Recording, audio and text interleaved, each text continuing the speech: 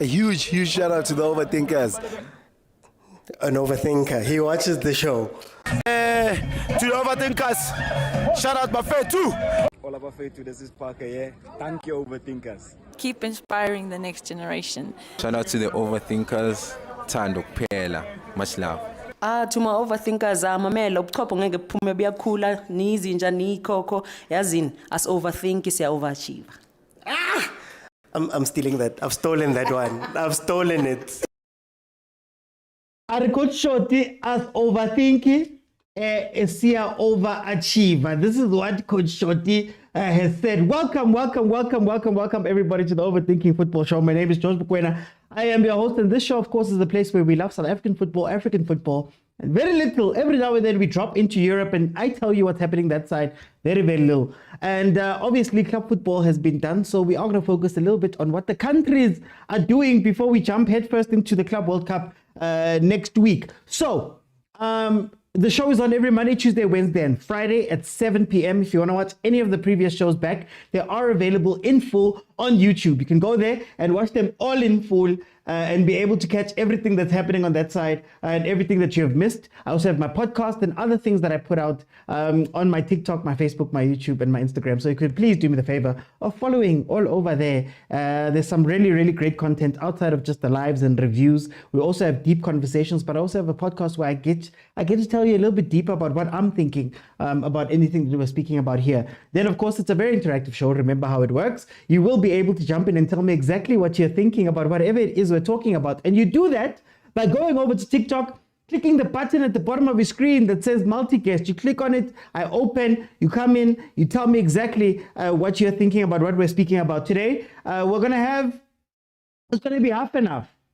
On one side, we're going to have a review of the two matches that Bafana Bafana has played. And I'm talking not the CASAFA team, the main team, the two friendlies that they played versus Mozambique and Tanzania. Of course, Tanzania, we drew 0-0 with them. And then, of course, in Mozambique, we beat them 2-0. So we're going to speak about those games. But I want to have a broader conversation about Bafana Bafana as a whole. You know, does the pipeline work? Should there be things that we should be doing differently? I mean, just yesterday, we saw Senegal beat England. You know, are we at the level? Are we hiding away? What is happening? So, guys, that is what I'm going to be asking you today. So please feel free to request by pressing the multi-guest button. For those watching on YouTube, remember, on TikTok, you have to be following the account. And then I will let you in and we can have a conversation about our national team and what we feel about our national team going forward, obviously going into the World Cup qualifiers later on in the year. And then, of course, the AFCON tournament. Boggs, champ, welcome. Yes, champ. How are you, champ? No, I'm all good, champ. I'm all good. Champ, Bafana Bafana, 2 games, 0-0 Tanzania, 2-0 Mozambique. How do you feel about those 2 games? Game number 1, where they played 0-0, I was not very impressed. Yeah. The game was very tactical. And you know, it was new players who were getting to see new faces in the squad. So, the new faces in the squad, I don't think they put up their hand in the first game that they want to be part of the squad. Because now they are making it easy for those ones who went to the Club World Cup that they still have their spots and their spots are still safe. Yeah. So, but Bongs, can I ask you then, when we look at this, these friendlies, right? We are seeing a lot of people getting their debuts, a lot of people getting maybe second or third chances. Is it worth it? Does it lead to anything, this thing? Because like you said, there's guys who are coming back who are going to go straight into the first team. There's other guys who are not even playing in this that are probably going to be chosen. Are these friendlies helpful in terms of squad building? Yeah, they do help for the coach to see if some of the players that are not there, that he can still rely on his second squad to help out the first squad if the squad is not there. Because you could see in the second game that at least there was some positive moments where we saw Bomofuken try and take over and try and carry the nation. Okay. Mara Babang, isn't this like Khanye Somayo playing friendlies for Bafana Bafana and then not making it back ever again? Now it's like that because now they are not showing any hunger towards being part of the squad. So they need to show that they want to be part of the squad. As much as it was a friend, they need to prove that they want to be part of the team that will play the qualifiers, the AFCON, and also if we make the World Cup.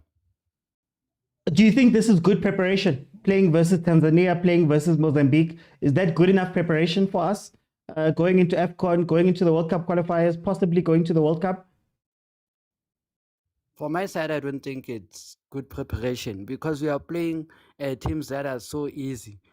Unlike both Senegal, you've said that they played both England, teams that are strong, that that always get to semi-finals in the World Cup. And now we are playing against teams that only feature in COSAFA. Okay, so it then, doesn't yeah. it doesn't make it easy for us to know if our squad is really that strong enough to go to the World Cup and challenge those teams in the World Cup. Because at the World Cup, we are going to meet stronger teams like Netherlands, Portugal, France, Spain. And here we are just playing teams from the COSAFA. Okay, Bongs. Let me see how much time. Bongs, okay, so what do you think of COSAFA? Where does COSAFA fit in all of this? Because at the end of the day, that's another group of players that are playing international football, and it doesn't seem like they have a pathway to Bafana. Do you think that we have connection there? COSAFA B team, C team, A team, under 20. Is there a connection, and should there be a connection? There should be a connection, but for COSAFA, for me, I don't rate it as a tournament that helps Bafana Bafana a lot because Bafana Bafana they play weaker teams, especially teams like Soweto, teams that they know they easily beat every time they play them. Okay. So I don't think that there are strong teams that they are playing there when they play COSAFA. It's better if we try and play stronger teams. Even if they bring their B team, we can try and beat them and know that we've gotten a win against them. It will help us, motivate us for when they come with their A team, so that we know that we can still beat them even when they come with their A team. Okay. For time, I'm going to jump in. Let me go to Tobela. Tobela, welcome. How are you? I'm good, sir. Thanks. And how are you? Tobela, tell me, how do you feel about the two games Bafana Bafana played here with the big friendlies versus Tanzania and Mozambique?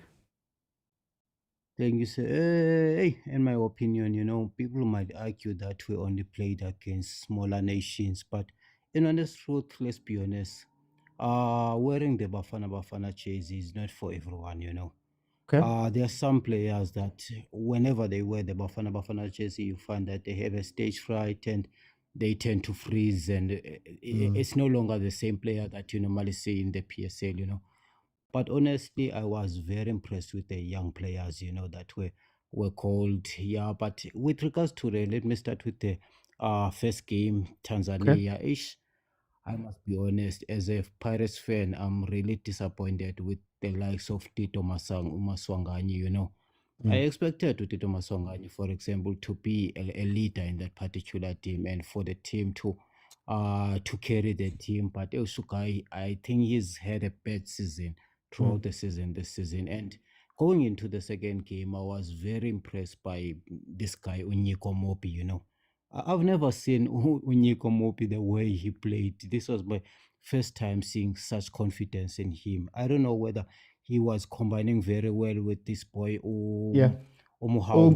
But then, wow. Yes, I saw this good Nyiko Mopi that I've never seen the offensive side of Nyiko Mopi, because I tend to think that he's a old-fashioned right back that tends to stay behind, and then but then I was really, really impressed with the second team. Everyone was willing to fight for the team. With the first game, it was a total different story. I want to ask you about Tito. You mentioned Tito. Is Tito a second team player or is he a third team player? Would you trust him if something happens? Yes, honestly, I wish we had another player for that particular role. I've seen. I wish this team Sundowns were playing this boy or the likes of Mayema, the likes of Mabena. Those are good candidates, you know. Also at Chiefs, we've got this boy Uzwane. I'm not sure of his name, but yeah, that boy, I think he's a good cam, you know. We need such players, you know. But then seemingly we don't have a backup other than Utito, but I wish we really had, you know. Is there you mentioning the young players, Mara? Is there a chance for young players to get into Hugo Bruce's team besides the ones that are not playing? Let's say, let's talk about the under-20s. Do you think that some of them should be featuring for the first A team in these friendlies? Do you think that there's a pipeline, there's a connection there?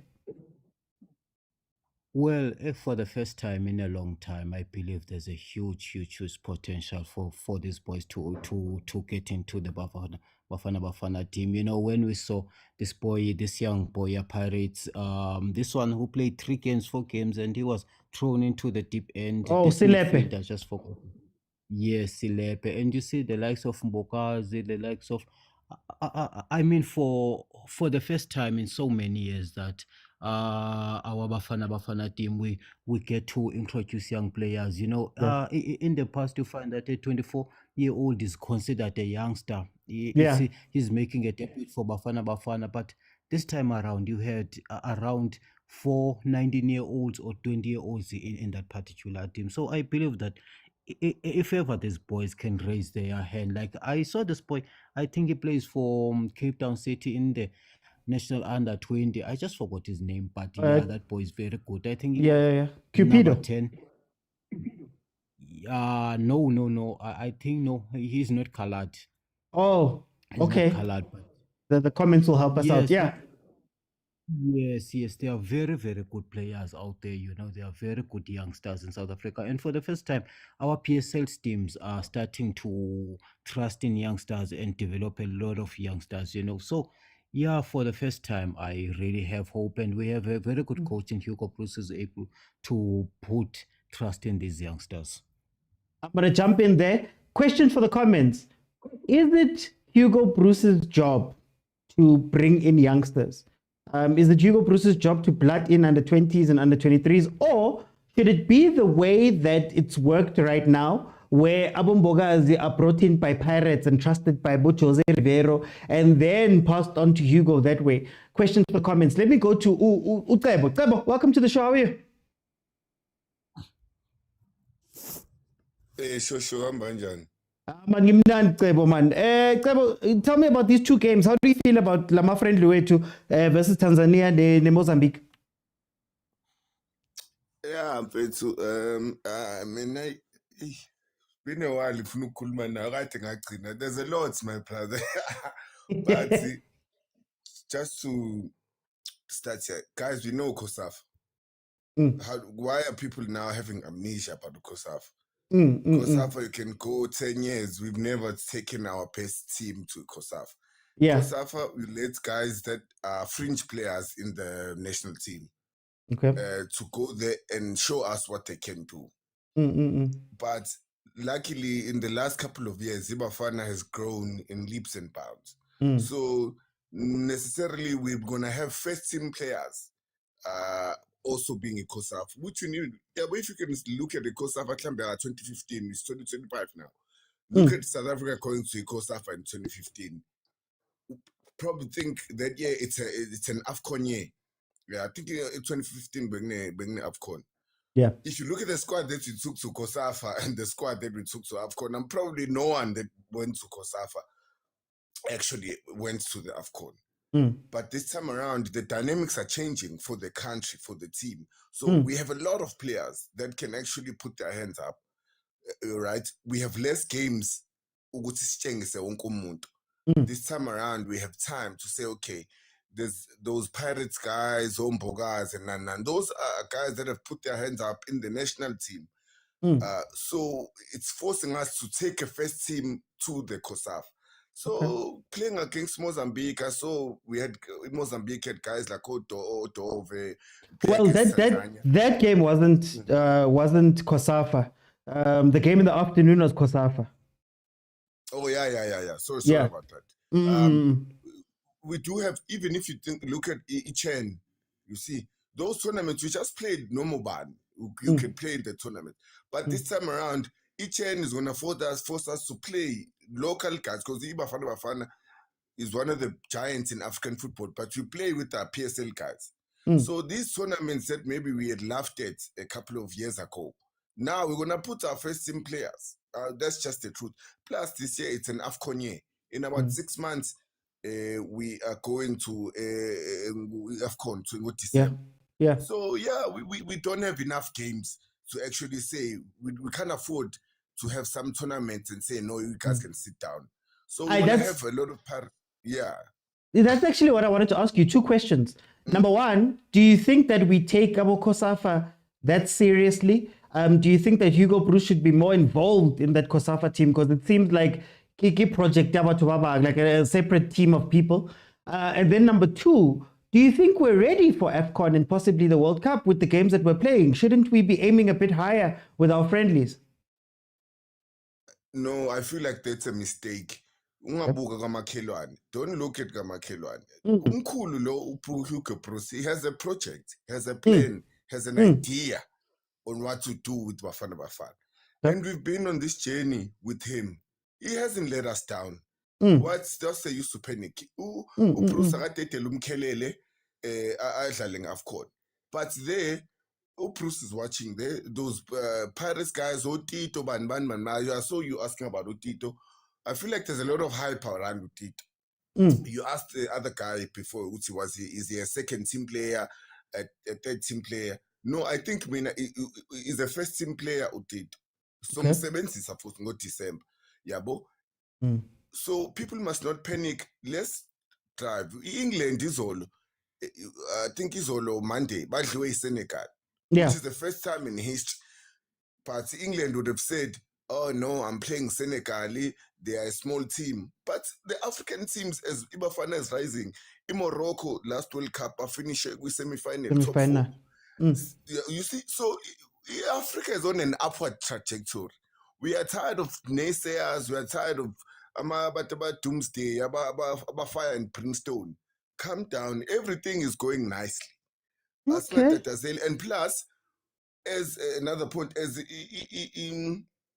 AFCON is playing now, the actual test Club World Cup, we know Masandawana boys are they are gonna go play elites guys, Madrid, Dortmund, and those are guys are still part of Bafana Bafana setup. So as we are playing here, playing COSAFA, we still have Sundowns guys playing Club World Cup. Playing the Club World Cup. They're gonna come back Club World Cup. Pirates is gonna be in the Champions League again, along with Sundowns. Those are all preparations. The preparation of Abadlal is not just when you wear the Bafana cheers. The whole season is preparation for a major tournament. What time I'm gonna jump in? Let me bring in Terence. Terence, welcome. The brother. Terence. Can't say much, Mafuyethuki. I greet you all in the name of football. And everyone on the live and everyone on the panel. Man. These past the 2 big friendlies.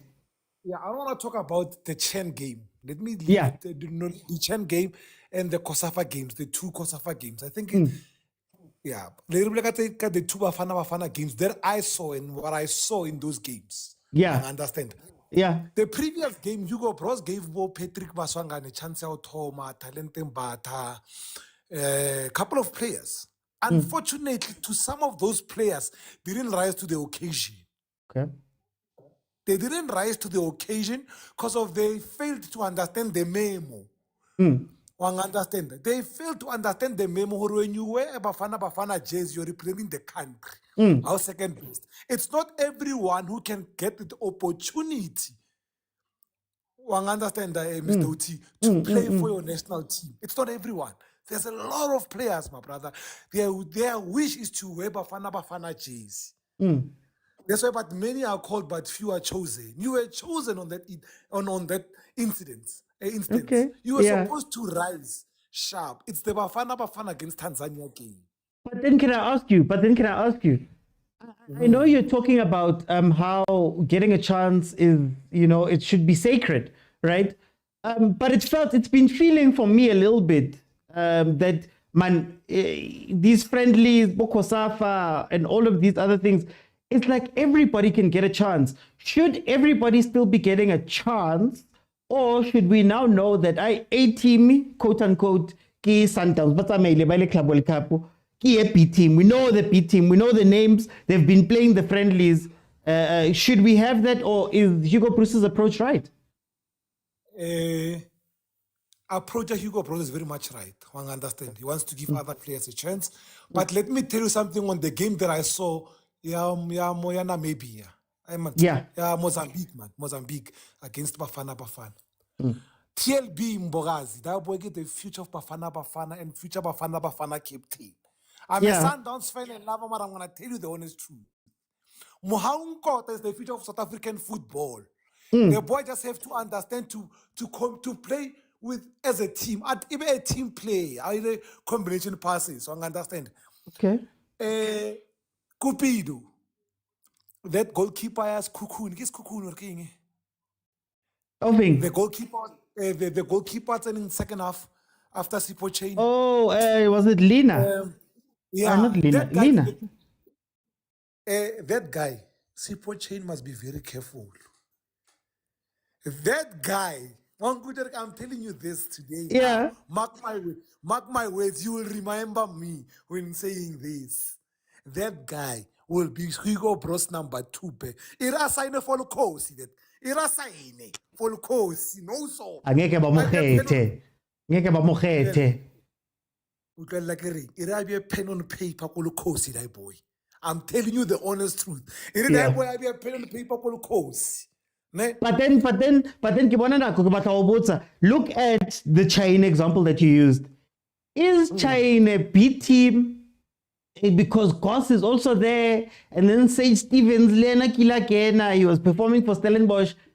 Who follows Williams there for as an example of the mix-up their B team? Let me tell you something. We have found Williams a successor. Yeah. Believe me, relax, my brother. Mara, who've been playing the games this whole time. My brother, let me close on saying this. I don't want to be long. I want to give others gents a chance. The reason why Hugo Bros is not afraid, let me tell you why. There is no bigger exposure than the Club World Cup in football-wise. It is the most biggest tournament after World Cup, after the Euro, after Champions League. It's the most biggest exposure football-wise. No player in Africa that competition. Everyone wants to play that competition. There you are meeting your peers. You are playing football at its highest. Happy Sundowns Al-Ahly with the Esperance de Tunis. They are going to play football at its level best. Particularly the big names of football. So Hugo Bruce know what he's doing.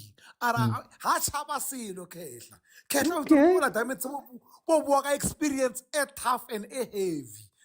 Some analysts say something on very quickly. Go America.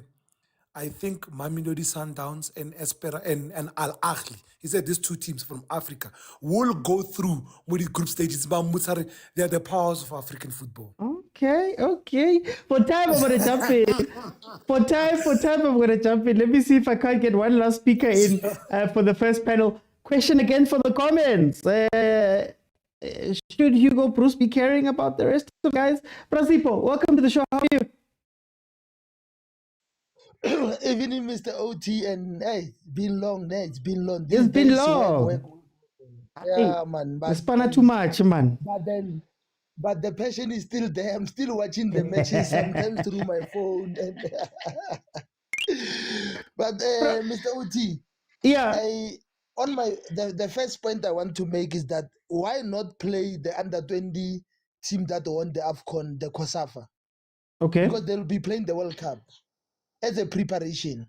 Yeah. Give those boys a little bit of a tougher competition.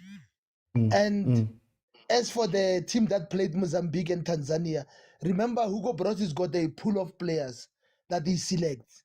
Yeah. And you can't challenge Morocco and all those things, even when you have money, without having some of your best players in.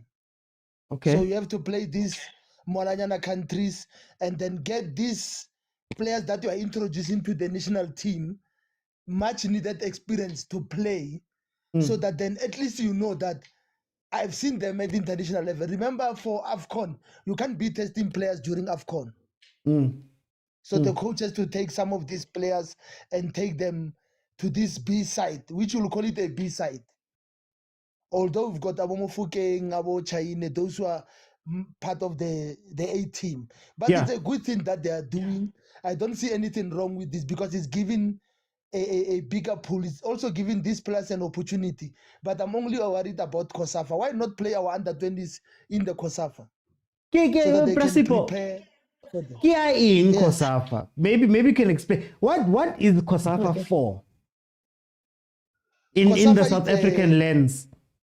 No, it's a regional tournament. Yeah. Where we play. Remember, not everyone will get an opportunity to qualify for AFCON. In all this. That is why we've got WAFU in West Africa, we've got CECAFA in Central Africa, and then we've got COSAFA in the Southern African part. So it's just a chance for these players to experience that international playing, and it's good for development of our football in the Southern region. That is why I'm saying, someone once suggested, why don't they just play it as an under-23 tournament? This COSAFA. Or as an under-20 tournament, so that we can be able to develop these players, so that by the time you take these players to the national team, already they are exposed to more games. Remember, these under-20s, they play how many times in a year? Less times. So having more games for them. Mara Principal, should Hugo Bruce care? I mean, when you look at the squad that he selected for the Mozambique game, he didn't play under 20 work. He should have played. Well, he was playing Pirates, whatever. Champion players kaofela. Sakene. Stilepe. Champion players kaofela. Sakene. Abongota. But champion baba in the queue. We should be happy for the first time we have a Bafana coach who select players on form. Okay. Because in the past you used to cry that you have seen the same players, even players that are on form that are playing. Remember our national team coach. I'm not his supporter, but the good thing that he's doing, he's winning, and he attends our PSL matches to come and watch the very same players that he selects. So it's not easy to.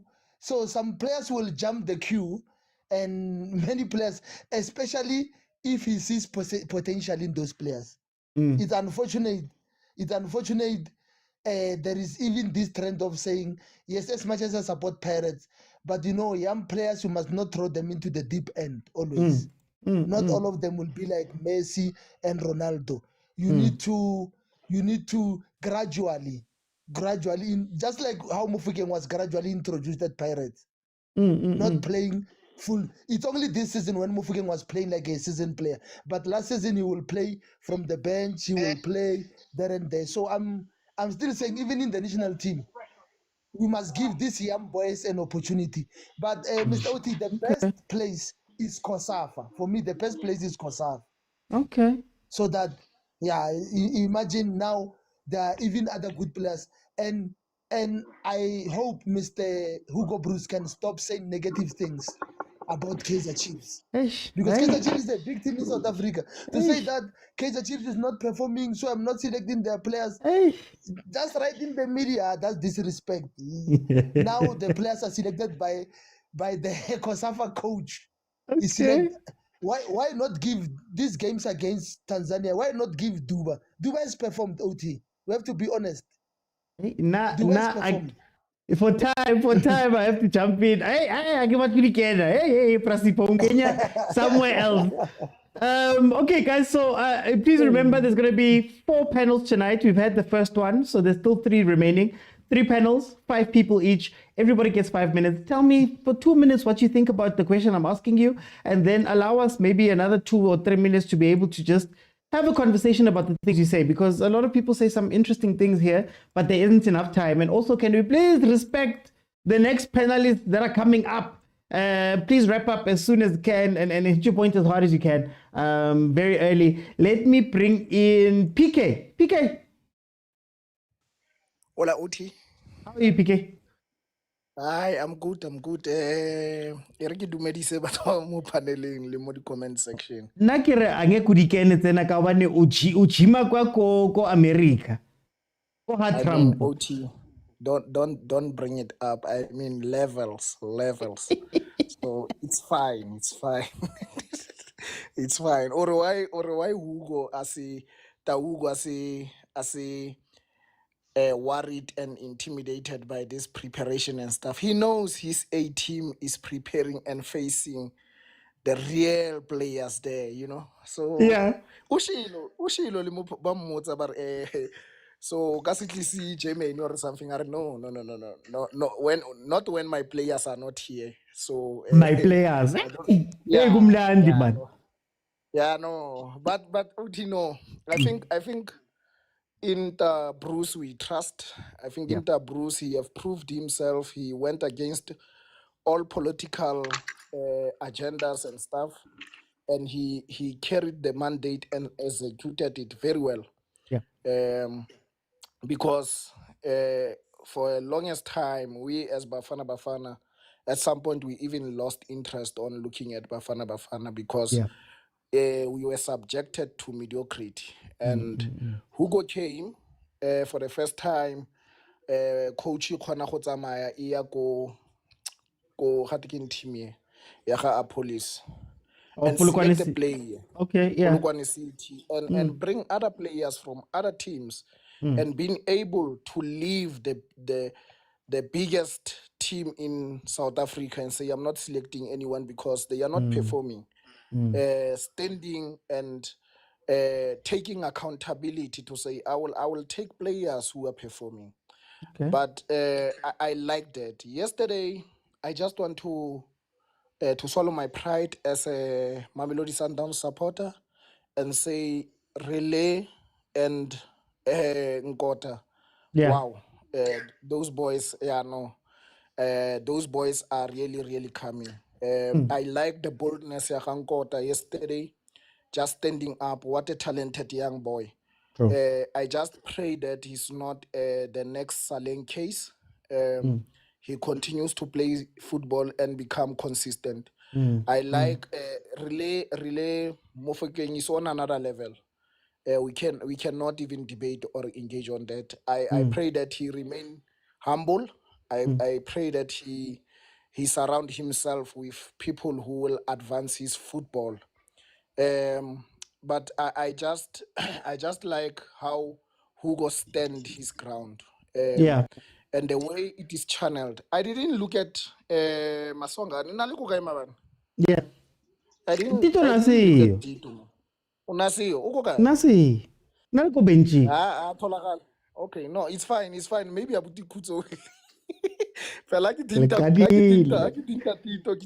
abuti kutso. But I don't know, it's fine. You know my standing point, you know how I feel, but I'm just happy. These two players, Nkota, Relay, not even 2-3, Mbogazi, they are coming out, and I'm happy to say we can, Leruna for the first time, Ratsaba, you know, African football, hey, look at South Africa, be careful of South Africa for the first time, at least. Mara PK for time I want to jump in. Utabwa ki mang kawane ile re dlala differently I want to dlala le bo mang. If we're going to a World Cup, do you think that batho re tshaba the same way? Re sa bapadi le bona. For now I'm talking about bo AFCON. Okay. You know Egypt must be, it must know that it's competing with people who are on another level. Nigeria, for example, Nigeria and now for the first time, they know that they are competing with someone who is able to score and win a game. Okay. Even other teams, man, I can count a lot. And I'm glad that Ariako AFCON last time we were undermined. Yeah. We were scrutinized and we We showed people, even when we played Cameroon, even ourselves, I was shocked myself to see how, okay, we are progressing. Okay, in the next, and then jiggy, yeah. So I'm just saying, we as South African, we are rising up, and we are, yeah. For time, I need to jump in. Let me go to Grote Shoe Cleaning. Welcome.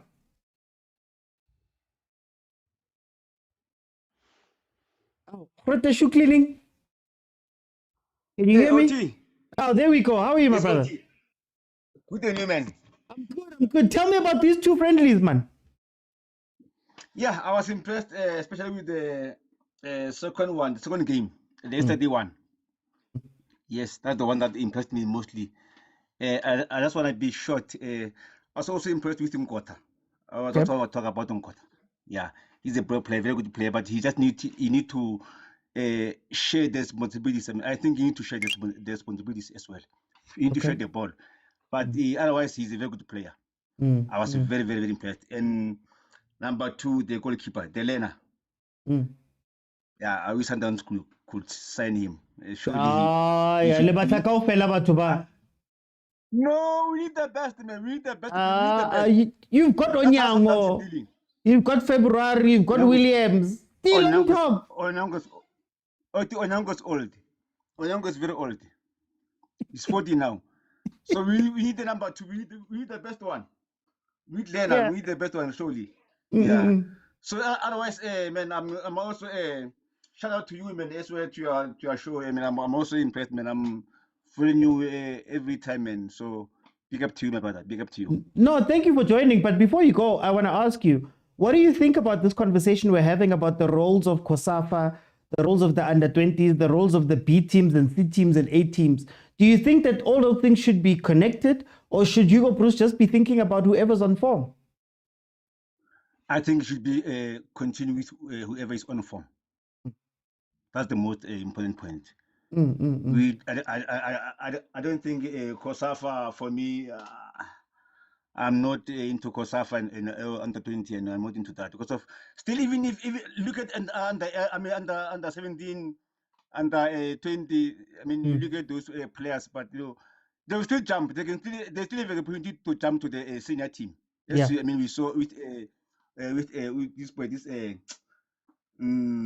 this one, the one from Parrot, the one who came second half. No, the one who came Slepe. Oh, Slepe, yeah. He makes things simple. He makes football simple. He makes football simple. So, but you look at him now. He jumped. Almost a lot of players. Who've been playing for a long. In PSL. Yeah. You see. Yeah. So. Okay. So into COSAFA and under 20, no, I'm not necessarily into that. But so far, I'm impressed with how Hugo Bruce is doing. Selecting the players how they are performing. Okay. Simple as that. No, thank you so much, Grote Shoe Cleaning. Welcome to the panel family. Please come back. Let me go to Malume Kuto. Hey, the Ghana we said 2024 champ. Hey, Silver Kurosa. Hey, go. Just like 2025, which Mara Pirates is needing something. Defender the cup food. Go be. So, I need to be. My sister made a good Borussia Dortmund. With fix the country PVP. Fix the country PVP. Fluminense fix the country. Ching Chong Lee. Huang He fix the country. Oh, but anyway, and the general conversations we've been having. Can we ground more OT right now? I'm just waiting for a game. Yeah. And I'm thinking, what's the difference? And what makes it right for these players to be given a chance? Maybe development, Mr. OT, and maybe the GDL is coming to the fore now. Which is, unfortunately, if you're over a certain age, you might have not played in structures like the GDL in organized football at a young age. You understand? And now these young boys, unfortunately, have developed in a way that surpasses you. Yeah. And they're able to deal with the pressure differently from a player and they fit the stage. I understand. So your GDLs, your ABCs, your all of these tournaments, 3,000 one, Bay Hill engine, they expose these players to high level competition. They test them mentally. So maybe some of these players, Bafana Bafana, they are used to big tests. They are not frightened, the OT, by the stage. They're like, I've been doing this since the age of 13. Yeah, I understand. And for some of them, 13 is like what, 7 years ago. If not 6 years ago, in the case of players like Abumbogas, you understand. Unfortunately, for the likes of Abotito, who are already in the squad, they may take an even longer time to adapt because they don't have that background. Yeah, structures are Bafana Bafana. So I think about really Nabonko are finding it easy because of it development and history in that regard. So yeah, I think that's the closest assumption I can come to because the Bafana, Mr. Oti, they're not even struggling, Mr. Oti. Yeah. And I think it's justified for the coaches to play a player like Motsepe. Unfortunately for the country, one of the previous coaches has just left the country. So who are going to look at Sleep and be like, hey, I'm playing for my job here. Hopefully we get someone who is as brave. Is there not a tension, but is there a thing, man? Because I'm looking at the non-Sundowns players that are maybe going to be called, right? And some of the returning players like Abu Tembazwana are probably going to make it directly into the team. You look at Abu Elias Mokwena, who he's at the Club World Cup as well. He was the player that was almost the first teamer. You think about, the different guys, Abu Ngezana and those guys. Should they be playing these games? Or do we now trust them enough that they can deputize the quote-unquote first team even without getting this game time, if that makes sense? I think with the situation being anticipated ahead of time, Mr. Oti, they organize these specific teams with the foresight that most of the first team won't be around. And therefore, the other guys who have been around the corridors would need a much more bigger taste, a stronger taste than just, with all due respect, a Tanzania or a Mozambique, you understand? Yeah, I think Mukwana and Gezana are first teamers, Mr. Oti. But I get what you mean. Yes, they are, but they have not solidified their position. But would a good performance against Mozambique or Tanzania change how we view them? Not necessarily, but would it help create depth in the sense of yes, the simplest example is Tembazwan. With Tembazwan is injured, we're struggling to find a replacement within the 25 men, copy and paste. But can we then look for someone elsewhere, you understand, who's probably untested? Let's just give him a chance. So Lama Friendly Lawa, when they were kind of announced, yes, not Bogas, I don't think they were even professional players when Safa accepted these friendlies. But it was with the foresight of saying all first teamers would not be present. You understand, Mr. Oti? That's how I see it. I look at it and I think, okay, vele lama game la Mozambique bawenzele players like Abombogazi and maybe your Ngezanas, your Kanakimang, your Mokwanas. I'm just trying to find another backup player. Maybe your Spees. Your Mahopas. That's one. He's a first team player. That one. you know, man, the players. Yeah.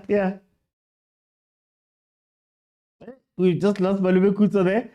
Guys, please tap the screen. Tap the screen. I'm saying we'll play against. We'll play them when the first friendlies against Netherlands, Sfagile is Sundowns, and then the second one is like against Cameroon, Sfagile Machita, you know. And yeah, ngoza sabat bafuna lengonya le ban. Yakumbula kudala, Mr. OT, people used to actually say, come to Chiefs and you'll get the national team. Yeah. How things have changed. Mara, why must you leave on that note? But it's fine. It's fine. No, it's okay. Leave me with the heartbreak here. Let me go to Orab 54. How are you? Welcome. I'm alright, man. How are you? I'm good. Orab, tell me about these two friendlies. How did you feel about them? I mean, the first one, I mean, I didn't understand why I watched it. Because, like, oh, boys, it's like, the ones that came in now, like, they're inexperienced. You know, I'm not going to lie to you. I'm not going to lie to you. And quite frankly, I understand why Coach Hugo put them on, because they want to, you know, experiment, see if they're internationally ready, which is also good. Like, the second match, I think it was also good, you know. At least we Can I just check something, Rabile? Guys in the comments, can you hear Orab? Can you hear him properly? I just want to make sure of something. Comments, can you hear Orab properly? It keeps cutting, like it's got a cutting to it. Oh, I'm okay, sorry, wait. man. I think it's better now.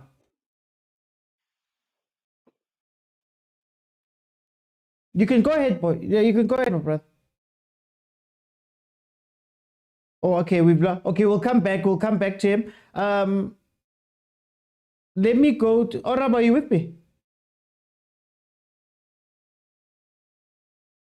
Okay, Shaba, welcome to the show. How are you?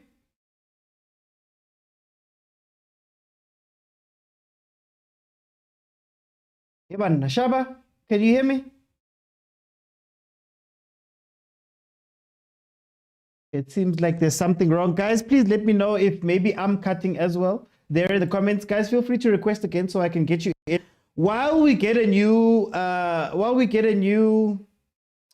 panel in, I just want to say, look, the question that I'm asking is not to say that Hugo Bruce is doing anything wrong. I just want to know if we have a set B team.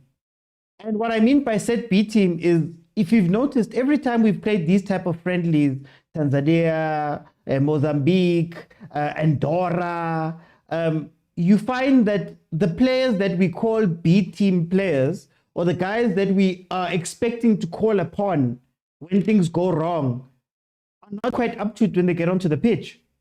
And to be fair, maybe what you're doing is you're saying, I trust my first team, quote unquote, so much. And I know that it's international football, so very rarely will you get a situation like the Club World Cup where everybody's gone. So it's not like you need to have everybody ready.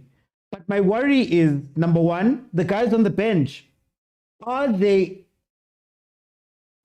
actually of the level to take over when things go wrong? Are they on the level that when you need a game changer, can you look on the bench and say, hey, Utito must come on and change the game, right? Number one. Number two, there's also maybe a question about the space in the team for young players that you're building up. And to be fair, again, Abong Fukeng were in and around Bafana Bafana to the point where now, remember, he got 10 minutes months ago. He was getting both my 10 minutes. Remember Ronwen putting him on his shoulders. Now he's looking to shape up to be a guy that's coming in. Don't you think that we need a little bit more of that? And then I think thirdly, one of my other questions is down to the fringe first team players. I'm going to mention Bongezana. I'm going to mention Abongezana, Abo Mokwena, Abo Mihlali Mayambela, okay, Yayastula is probably a starter in this team. But there's a lot of players that maybe should be getting some time within that national team setup. And if not, bring in others who'll get the time. Because as a national team, you don't get that much play time throughout the year, obviously. But then also, we're ramping up, guys. We're ramping up. We're ramping up to AFCON right now. We're ramping up to the World Cup right now. Should we be bringing these guys in? And you see other guys parachuting in every now and then Does that destabilize the national team? Does that destabilize the structure of the team? But I say all that to say, I trust Hugo Bruce. I just question the pipeline. And to be fair to him, maybe it's not the national team manager's job to care about all of these other guys that are coming in. If he's got a first team that has played, that has got some momentum, that have played together, that he trusts, and he's letting the other guys just come in, hey. Because the one thing that Hugo Bruce always does, is that he'll shut you up. Oh, you guys want to see who? Okay, that's fine. We've got a friendly coming up on 5. Let me show you why I don't play these guys, which is a very interesting dynamic. But let me do this so I can also save time while I'm here. Guys, feel free to request. Paris trusted the first team, it hurt them, so Bafana must not do the same. Buhle says the best way is to put them in hot waters. That's the only way we could see if they're good enough. Well, Buhle, that's a very good point. My question to you then becomes, how hot are hot waters? Because you saw Senegal swimming in boiling water versus England. Meanwhile, we are afraid to test some of the other players versus Morocco, right? Are we going to get shocked when we get to play those guys that side when we qualify for the World Cup? Are we doing enough work for that too? That is one of the questions I have. But I'm going to start a new timer here so I can bring in the new panel. Just Black, welcome to the show. How are you? I'm good, and you, Mr. OT? I'm good. What did you feel about the games, and what do you feel about the conversations we're having? Okay, when it comes to the two games, I understand why Hugo chose, okay, not to be disrespectful, but weak opponents. Okay. Because he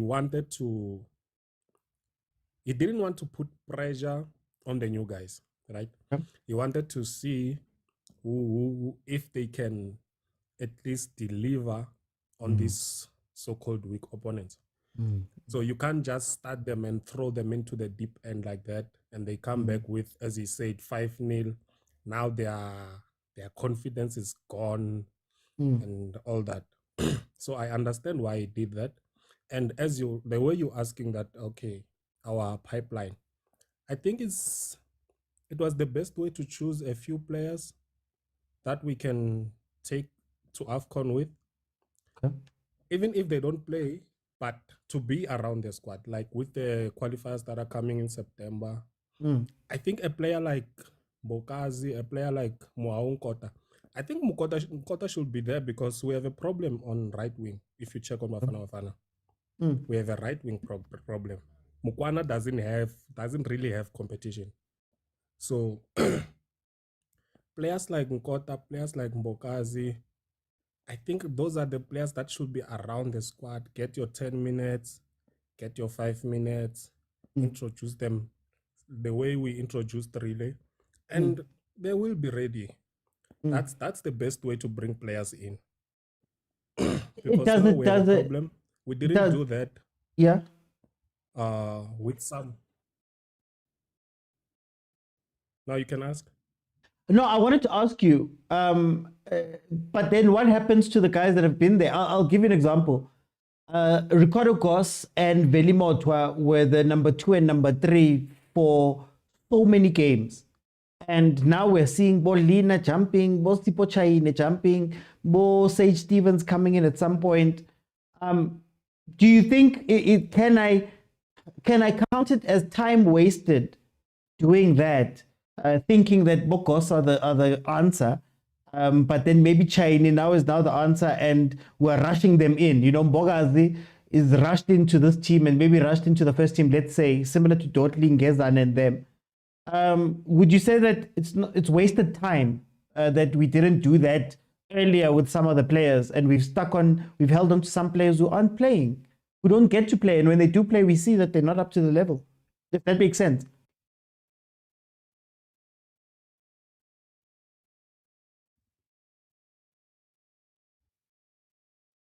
Guys, am I lagging?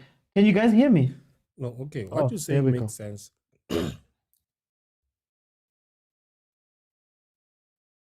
No, I think it's my network. That's why maybe my response a bit delayed.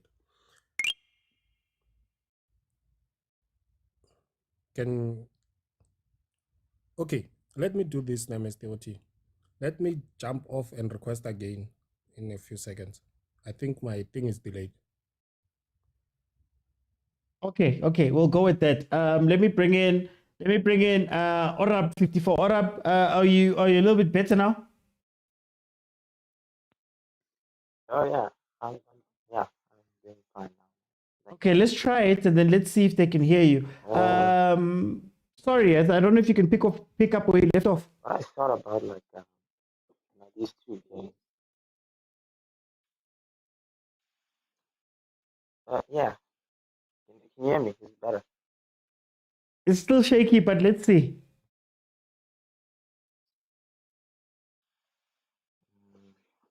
Oh, is it better now? Just fix my Wi-Fi. No. Yeah, I think we're just having an issue there. In the meantime, guys, there in the comments, tell me if you can hear Orab and you can continue. Orab, just carry on talking, and I'll tell you if I can't hear you if the comments are saying something. All right. No, those 2 games. No, I see that the boys performed really well. It was good that Coach Hugo brought in new faces into the squad. To see if are they really ready for that Bafana level. And then also for me personally, I think that we're already doing fine in terms of getting a replacement for Swane.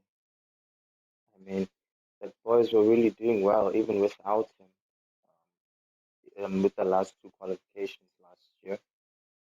And I think they're still doing good now. I mean, like, look how they did with Lesotho and Benin, 3 months back during the Yeah, no, Orab, it's not working. It's not working. For time, I'm gonna jump in. Let me see. Just Black. Are you back with me?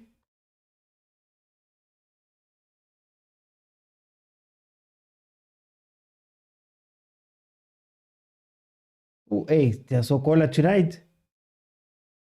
Okay. Okay, I'll jump in, guys. Feel free to jump in. I think Just Black and Ora are having some network issues there. Please tell me if you can hear me, if I'm still having an issue.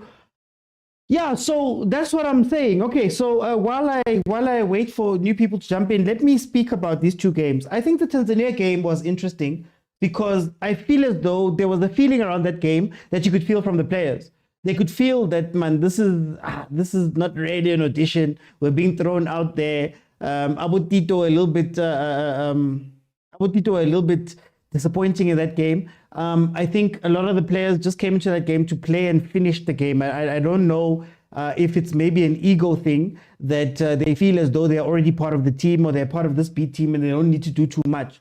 Because the moment we came to Mozambique and we are playing with these youngsters that maybe, no, they don't have a solidified space. This is their chance. This is their opportunity to do something when it comes to a Hugo Bruce team. We started to see them play. And the hunger that was showed by Rile, by Nkota, the hunger that was showed by Mapungule, as well as Kimang Kwaiba, Leroux in the midfield, Umbogaz in the way he was defending, I think was incredible. And that is what you wanted from players who are being given a chance. Now, again, my argument is not that you shouldn't be bringing new players in. My argument is that maybe at some point you need to become a consistent B team. And a B team that we know that when Kosafa's playing, they play. When these friendlies are playing, they play. So that when they step into the team, we know that we've once seen them. We know that they've been around Hugo Bruce, but then also they've got games under their legs, right? There's plenty of players that we can speak about that have had, we speak about them so highly to say they're the second or they're the third best players in the squad and all of that stuff until something happens and they have to be number 1. So I don't want to go too hard on him. But remember when Velimoto came into the team, Very much has been traveling with the team for how long?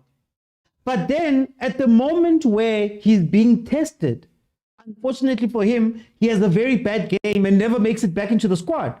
So now the question becomes, did we not waste the place, but did we waste maybe some experience that could have been given to another goalkeeper in the vein of Chaine, in the vein of Sage Stevens, maybe even this Lena kid, I don't know, where they could be in and around the squad, they could play the friendlies, we know the level, and then we know that if something happens, we can call on them, right? That is the question that I've had, you know? And again, I don't want to go too hard on this because Hugo Bruce has made it possible for some of the players. Bomfukeng were playing Boma 10 minutes and getting chances now to play full games. You know, there's been players that have gotten their time to play here and there. But there's also been a lot of players in the squad that are just guys who are baggage, who are brought along with the team. And then that leads me to speaking about the pipeline. And I have a huge issue with the pipeline, you know, because in an ideal world, you can go from under 17 to under 20 to under 23 to Bafana Bafana, and at any given moment, the core performers, the star performers from these teams are being brought along to Bafana. It's a 25-man team.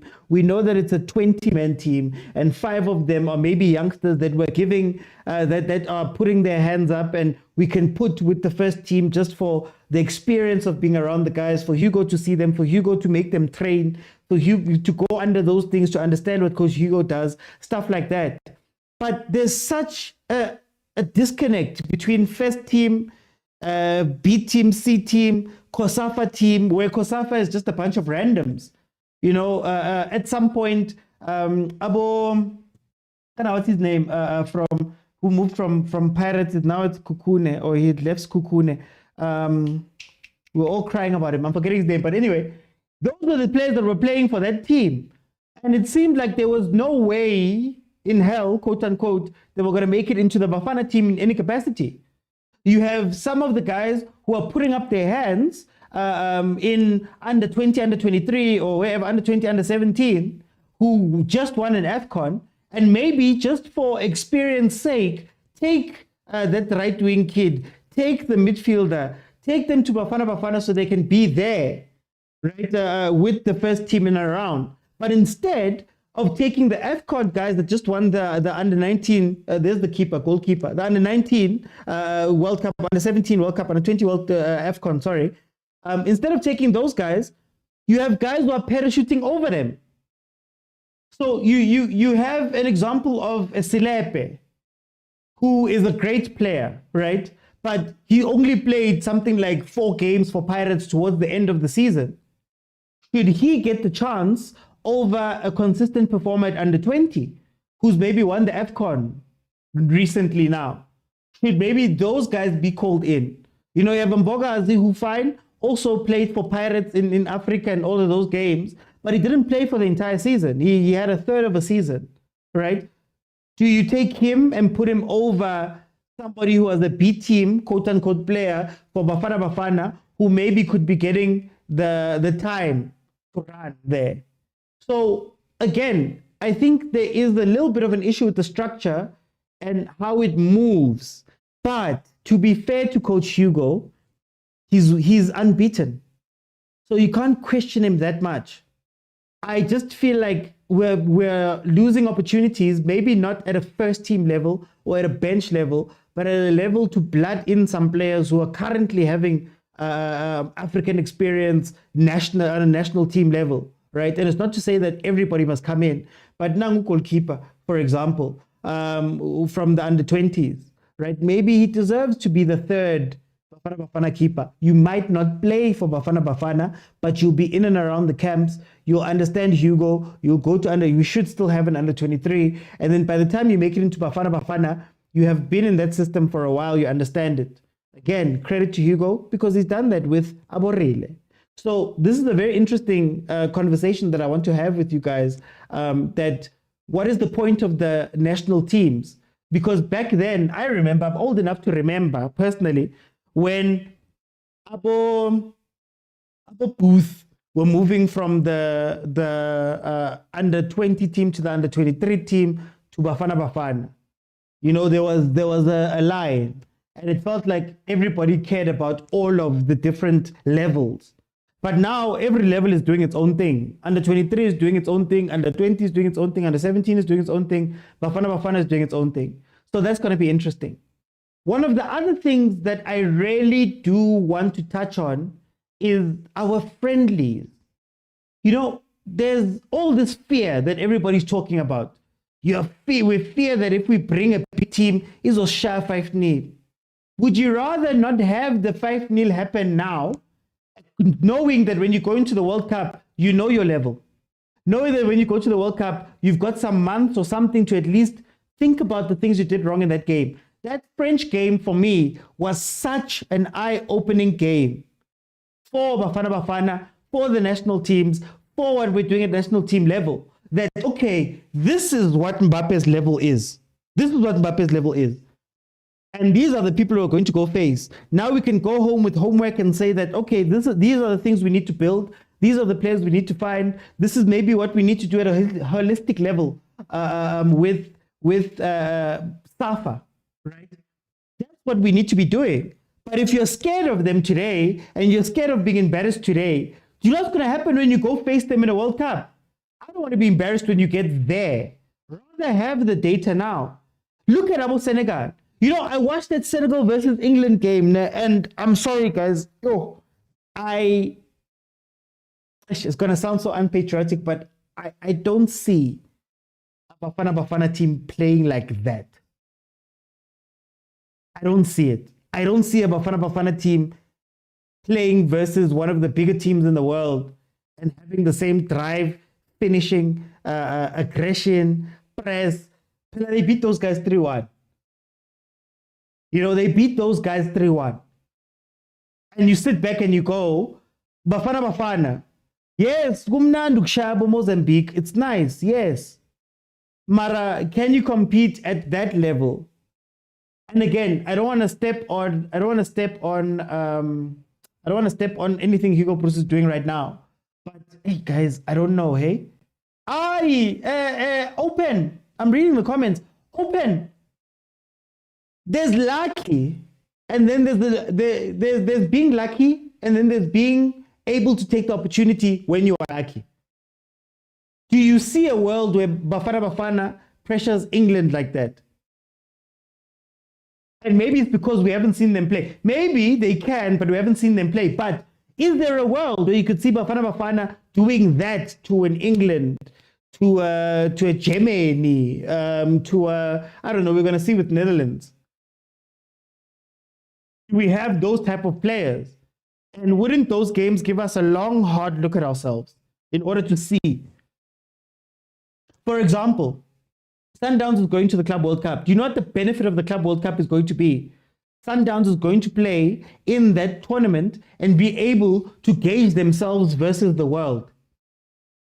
And it's a team that maybe in the normal format, you don't get to go out a lot. So you can dominate Africa or be one of the best teams in Africa. You can be one of the best teams in South Africa where you're beating everybody, right?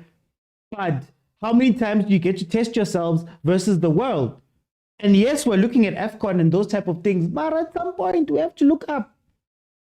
Are we ready to do that? Okay, let me see.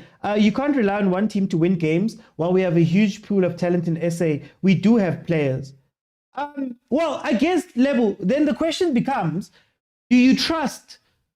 The question becomes, does the national team coach have the time, have the mandate to develop those players? Or is the national team coach's job to just come out and say, you guys are performing. You guys have won the league 8 times in a row. I'm going to play you guys. You just come from a CAF Champions League final. I'm going to play you guys. Oh, Pirates is following up. They were unbeaten in the Champions League up until when they got knocked out. Maybe I should take players from there. Isn't that what a national team coach is meant to be doing? If we're following the argument. Open says the African problem, score and defense says Open.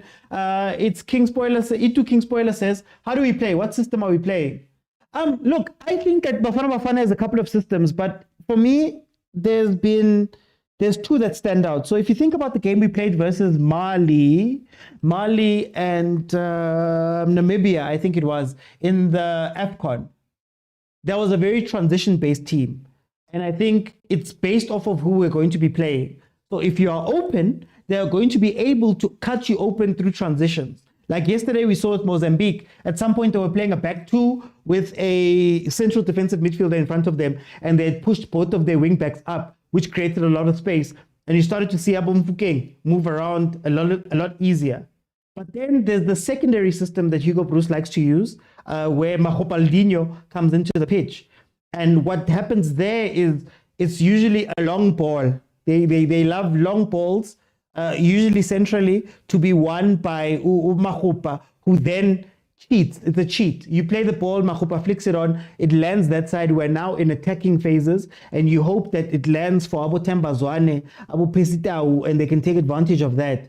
I see a similar system brewing Ngabo Rile, because if you watch Kwaiba and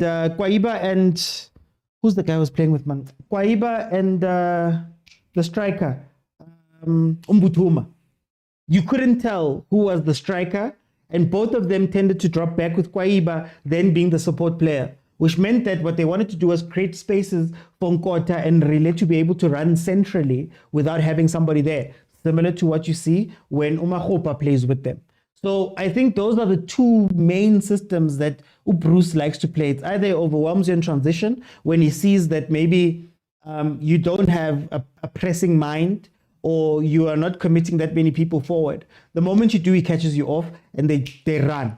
Think about Pesitau, the long balls to Pesitau. Think about the long balls that were played over to Abo Morena when we were in tough spaces versus, let's say, Morocco, right? But then otherwise, he likes to Mahupa win the first ball, because there was a time when Ustole, no Mokwena, couldn't turn and play the ball up. So that's what I think. We once played England with the first team. We lost 2-1. Ben Mbappe and Yamal played for the big national team at their teens, but they were also regulars in the league. Yasmin, I wish you could challenge the big countries, says Umonde. I wish so too. You can't compare us with the Senegal team with so many players playing overseas for well-known teams. Well, then, Mr. Q, maybe that's the question we should be asking then. Why don't we have players that are like that? You know, we come from South Africa where we had a Benny, we had a Steven Pinar, we had our Quintin Fortune, we had, all the way back to our Lucas Khatebe. We had major players playing in those markets. What is stopping them from doing it now, right? And is maybe some of the problem that we are arguing about an under 20, but some of those players are playing in SA, whereas maybe you should have been gone as early as 16, if we're being fair. So isn't that another question you should ask then? When you go and play France and they beat you 5-0 and it's Mbappe killing you guys, why aren't we asking the question that why aren't we creating Abo Mbappe, more Mbappes, more top level worthy players, if that makes sense? Did Senegal beat a first team England, or was it a B team? I don't know, but I saw Abu Kyle Walker there. I saw a bunch of big players there. They did bring in, who was it? About Jude Bellingham later on. But Bosaka were there, Boeze were there, Rice, I believe, was there. Yeah, it was pretty much a first team. Do you think South African style of playing football disadvantages Bafana Bafana against others? Momo, I like this question because for me, this is the question that I ask. If Bafana Bafana and South African football was not in Africa and we were competing elsewhere, let's say we were playing in Brazil or we're playing in Europe, do you think that we would be better in that context than the context that we're in right now, where we're playing in Africa and every time we go play these tournaments, we see that there's a physical game. There's the guys are bigger, they're more powerful, whereas we are more technical. So Malume Kutso always says this on the live. He was speaking about it, that right now we're trying to make Bafana Bafana taller. So if you look at the options that they're making right now, the choices they're making, Abuya is taller coming in, Abu Kwaiba coming in, which are taller people. You know, you look at the defense, you're looking for taller players. Abongeza are making it in because they're a little bit taller than the other guys, right? So now the question, I guess, for the comments then is, are you selling your soul? I don't like that comment, but are you selling your soul to win in Africa only to get beaten in the world because you're playing a different football than what you're used to? So I think that's the line that Hugo Bruce always has to play on.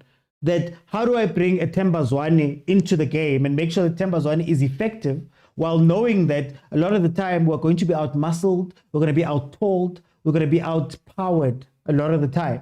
And what he did in the AFCON was to go, okay, guys, we don't have time to be playing it up the center, sneakers and ball and doing all of those things. Maybe what we'll do is play the ball to Mokwena, Mokwena plays it back, somebody shoots it forward, Mudiba wins the first ball. Now we've cheated to give Abozwane the ball in the final third, right? So now he's bypassed that physicality or maybe the ability of these African teams to have power and pace and all of those type of things. So I guess that's the question I have for the comments. Let me see. Someone told me that local football is too slow. Funny enough, Gavin Hunt has said that African football is slower. We always did our thing with local players as open. Khatebe was Leeds captain in a big league. Yeah, but we had Abo Dikhashwe, Digashwe, as they used to call him. Dikhashwe was playing overseas. We used to draw against Germany's first team back in the day. Price tag OT. I don't think Fukeng will leave because most teams are not willing to pay over 1 million euros. Jero, I'm coming. I just want to answer this question. I don't think it's price tag that's holding Fukeng back. What I think is holding Fukeng back right now, personally, is you're asking a European team to take a 20-year-old that still needs to be developed. So you're asking them to take him and develop him and then play him within a 2 or 3 year period after he's turned 20. A lot of those teams might not want to invest here. They might just look at their own teams and say, well, in my development, I've got 3 or 4 Mfukeng types, or at the very least Mfukeng level players, and I'm going to take those guys. And yeah, they're 2-3 years younger than Mfukeng. They're already there. Why would I now try and go through the whole thing of bringing this guy over and, you know, we have to teach him how to be in Europe and he has to acclimatize to what it's like that side and all of the language, the cultures. Then we have to still develop him on top of that and make sure that he gets game time and all of that stuff. If you look at the guys that we're speaking about, a lot of them, not all, left very early. They left very early for that reason that, okay, I don't think Benny grew up South African. If that makes sense. I don't think his football, he grew up South African. I think at the places where he needed to go from here to here, he did that when he had left to Europe. I think he was playing for 7 Stars still when he was 17, I think, or something like that. Made his debut for Bafana, left. At 17, at least I know that, okay, and they never played that football. I don't think Steven Pienaar played South African football like that outside maybe a year or 2, or was it Go Ajax, if I'm not mistaken. So those guys are leaving so early that they are basically European, which is a lesser investment than if I'm trying to take a 20-year-old, you know, that, you know, I think for you to want to go out and be in the top leagues like that, you'd have to be setting this league on fire. And I mean, setting this league on fire to joke levels. Mfukeng should be scoring as many league goals as Abo Ribeiro, Abo Banbani, for them to take that big of a risk. Because now you find a Cassius Malula, who was a very good player at Sundowns, right? Now goes to England and they go, not England, he goes to America and they go, there's Benedetti, there's, who's the other guy? Inasho, I'm forgetting the names, but those are 2 internationals that we can trust at this level. When we'd still have to blood you in and we'd still have to get you right. Nangu pesi. Maybe the answer is Belgium. But anyway, Jero, welcome. How are you? Hey, I'm okay. How are you, Oti? I'm good. Jero, what do you want to jump in on? Yeah, this is a very broad discussion. Yeah, I'm happy that you went so broad. I'm gonna take you back. I wanna start on the point of Bafana Bafana with conquering Africa. I'm gonna take you back, Oti, about mid 2000s, about 2004, 2005, leading up to 2010, even before we knew we were going to 2010. I remember we used to play a lot of European teams, a lot of Scandinavian teams, about Denmark, about Slovenia, and we used to be getting beat one way. Every time we go friendly, we used to lose to these Europeans, and we'll go there. Because I think vision, SAFA back then was to expose our players to the world, expose our foot to the world, but only to find which we are very short. We not compete. I remember there was one team which hasn't won, I think in 5 years or something, but they were able to beat us 5-0 or 5-1. I think it was Moldova or something like that. One of those Scandinavian teams. So after that, after 2010, especially when we didn't go to 2006 World Cup, we then beat it for 2010. And then we continued with that. And we were losing one way. We're losing. And I remember when it came to friendlies, we didn't play African teams. We hardly, let me just say hardly. And then we went to 2010. After 2010, a lot of people were saying, no, guys, we cannot conquer the world before we conquer Africa. That's where we started focusing on playing in Africa. That's when Pitso started coaching as a head coach. So now the vision changed from conquering the world to let's start first by conquering Africa. So now, as you can see, now Sundowns is playing more and more, and then Pirates now is playing more and more, and then now you can see Chiefs wants to join, and you can see the results. Okay, we want to conquer our region first before we go overseas. Like Senegal, you see now Senegal is in the right place to be able to go a European win easily, like they did yesterday. So I mean, ISAFA, the way they are playing this thing, I think they are on the right track, because 90% of your games anyway, you're gonna play it in Africa, whether it's World Cup qualifiers or AFCON qualifiers or AFCON itself, you are gonna be here.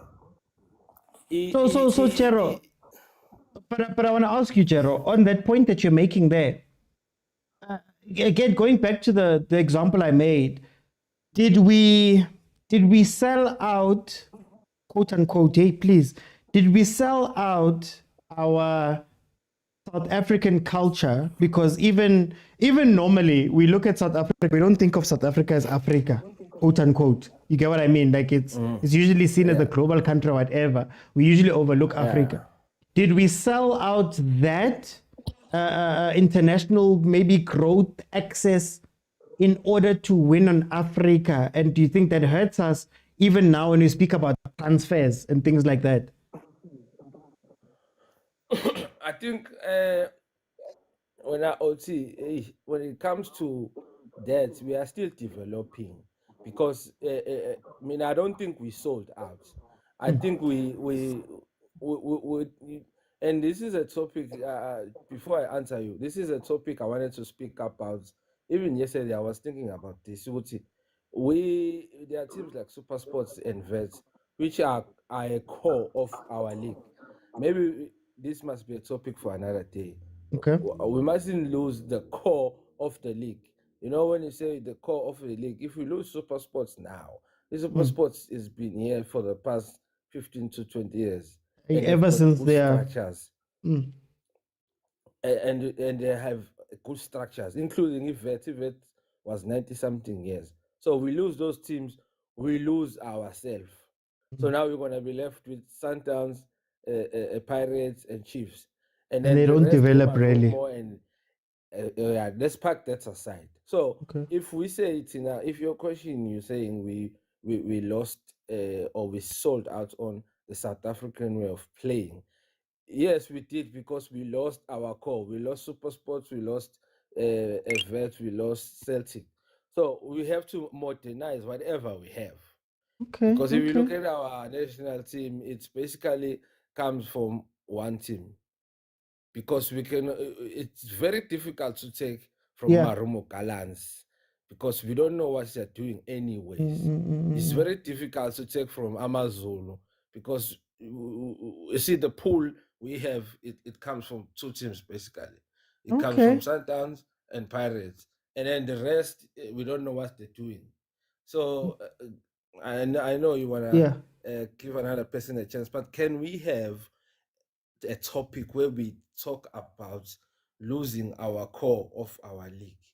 We're losing the Super Sports now. We lost the Vert, we lost the Celtic, we lost the Swallows.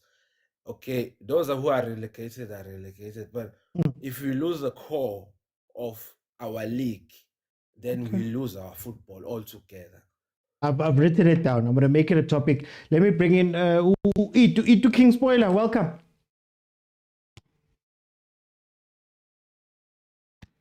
Itu.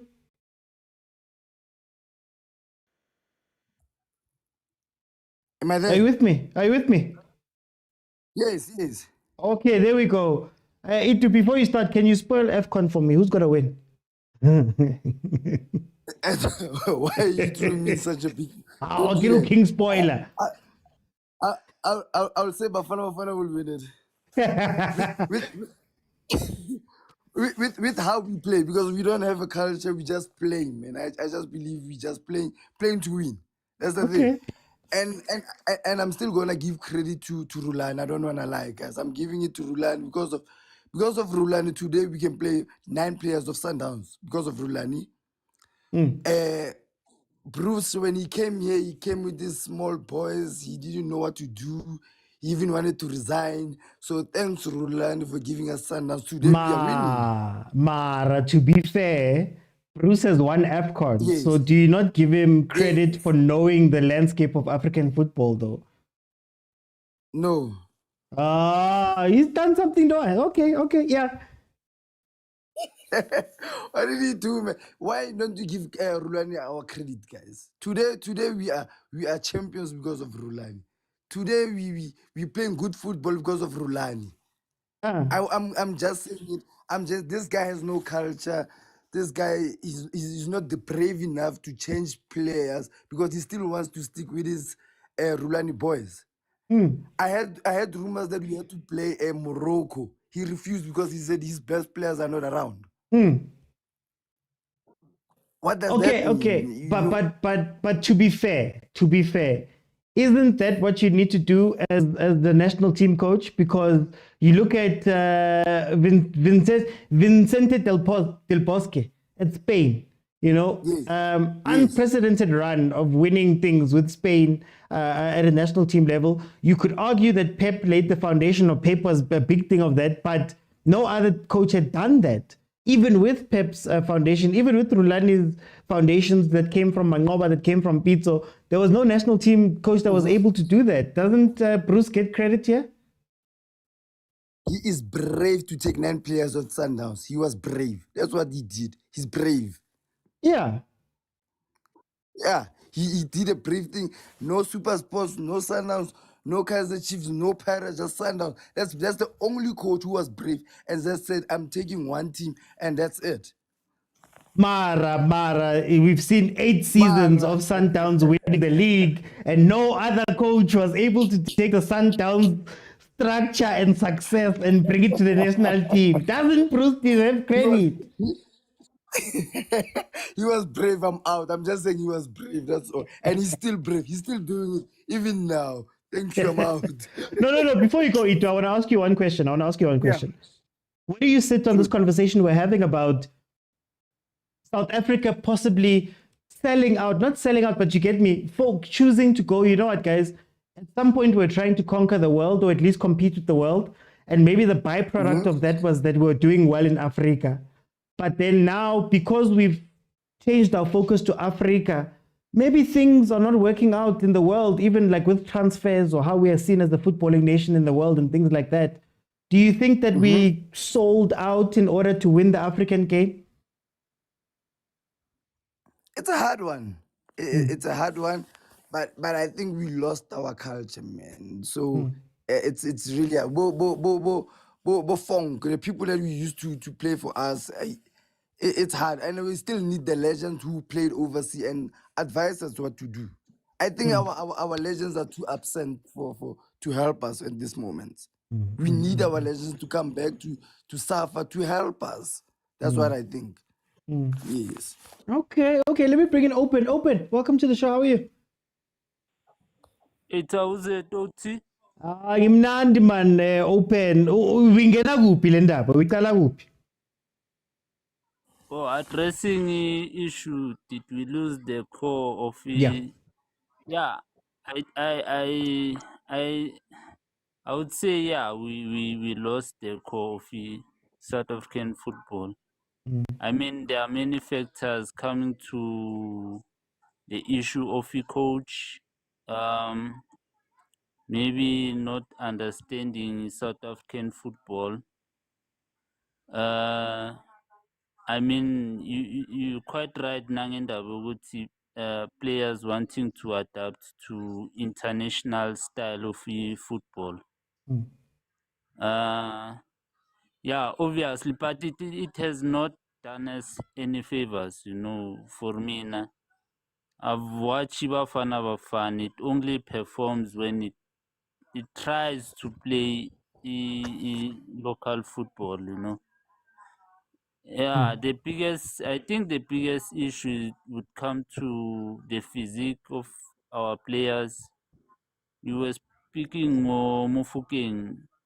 I think Mufokeng is very talented. I think the only issue maybe that they may look into would be his physique. International, they like those tall, strong African players. So physique yakhe may play big disadvantage kuye. Yeah, I think we did lose the equal. I think Hugo is trying to introduce taller players. Coming to consistency, I mean, looking at the CAF Cup, how South African teams lost. Yeah. You look at the Orlando Pirates, how it lost. It lost through set pieces, crosses from pyramids. How Sundowns lost, it lost through set pieces and whatsoever. Nonetheless, I think it's in the technique, man. You can have the tallest players, but if they do not have the heading technique and all of that, it doesn't help. So I've seen what he's tried the likes of Abu Mvala, but they do not have the technique. I mean, technique is everything. I watched even a game yesterday, Senegal and England. Senegal has those tall players and whatsoever, but England somehow was able to exploit it. They were quite unlucky not to level the scoring. It's all about the technique. Yeah, technique is more important than the. Do we care about technique in the country? Are we doing enough about technique? I don't think. No, we're not doing enough. I think it comes to issue when even if you watch at South African football, man, there you count. I mean, less than 50% maybe of our goal that come through set pieces. We're not that excellent with my set pieces. So I think even our defenders don't see the need to be that specific on in defending set pieces, because set pieces are, let's be honest, very poor. PSL they are taken very poor. So yeah, they do not struggle in set pieces because there's no magic in set pieces. Okay. No, Open. Thank you so much for jumping in. Let me go to Umko. Umko, welcome to the show. How are you doing? Hey, Oti, how are you? I'm well, man. I'm good. Where do you want to jump in on? I came in late and then I hear that you're speaking about the core of South African football. Yeah, and it got me thinking when I OT, because I'm trying to understand what was our core exactly. Are we referring to the flair and only the talent that we had? I'm trying to understand exactly where that question comes from. Yeah, because when I look at South African football and obviously in comparison with the era of the Lucas Hadebes and Dr. Kumalos, I can't help but think that we have hugely improved, especially the last guy was speaking about technique, and I think it's one of the things that we have sort of improved on, because it used to be so much individual talent, so to speak, because I started watching football in that era. So it was more like individual talent than a team sport. But then when you go to Europe and South America, you would note that it was a team effort than individual talent. That is why I'm saying it seems as if we have improved from what we used to be, and there's still a lot that we can learn from Europe and the likes. I have a theory. No, okay, no. Let me not ask you about the theory. I want to ask you about this idea of South Africans. Did we sell out our global view in order to look at Africa? And do you think that maybe has hurt us in our value in the world, if that makes sense? Oof. I don't think South Africa has sold anything to the world that benefits Africa. I think we need to be honest. I think it's not us. I think it's the likes of Nigeria, the likes of Ghana, it's the likes of Senegal. We need to be honest, team. How many players in South Africa go straight from South Africa to go and play in one of the big leagues in Europe? You hardly see that. Go to Senegal, go to Nigeria, go to France, you'll find players that are able to get into some of the best teams in the world without any hard effort, so to speak. So I don't think we have a notable influence in terms of selling Africa in the entire world. But I would give it to Ghana, I would give it to Nigeria and Senegal, and maybe Morocco. Or lately, I feel like we're still getting there. You see, when you look at the likes of Rele and how they play, I still feel like the boy needs to go to Spain, but play for Espanyol or something, not even one of the big teams there. Because you still feel like there's so much that he needs to learn to become that complete player. And I think that's the thing with South African players. Even when you look at Percy Tau, when he left South Africa, he had to go and play in other countries before he can even be identified by the big team, one of the EPL teams in England. So that's the thing with us. It doesn't look like we are complete. But how much of this is just branding? For example, I know what I'm going to go look for when I go to Senegal. I know what I'm going to go look for when I go to Nigeria. But when I look at South Africa, I'm not quite sure what it is, man, that I'm going to go fetch there. Is it something like that maybe also at a grand scale, we see our football a certain way, but the world looks at our football and goes, "Aye, guys, oh yeah, I'm happy you say that. Look at the past 2 seasons, and let's focus solely on the Sundowns players. Let's focus on Mokwena. Let's focus on Kholiso Motaung, and let's focus on these Sundowns players and look at their physique and the way they are able to play. You can almost say like we are getting to that stage. Because I'm thinking if Khuluso Mudau was 22, I don't think Khuluso Mudau would be playing for Mamelodi Sundowns this season. I think the biggest issue with Khuluso Mudau not getting an offer overseas, it's the age, OT. Yeah. Right now. I actually believe it's the age. So what the likes of Sundowns, what Mamelodi Sundowns is doing to South African football, I think like there's a big change that is happening, because I feel like a lot of players understand now that you have to be physically fit. You have to make sure that whenever you are doing. Maramko, what is the South African player? And when I say that, you know, if you think about maybe the view of Europe, let's say we'll use Europe. You know, I think about Senegal, I think about Sadio Mane, and I think about certain other maybe Senegalese player. But was it Jibril Cisse? Was he Senegalese? Anyway, I think about all of those guys, and I go, okay, if I'm going to Senegal, I know that I'm gonna fetch this type of player.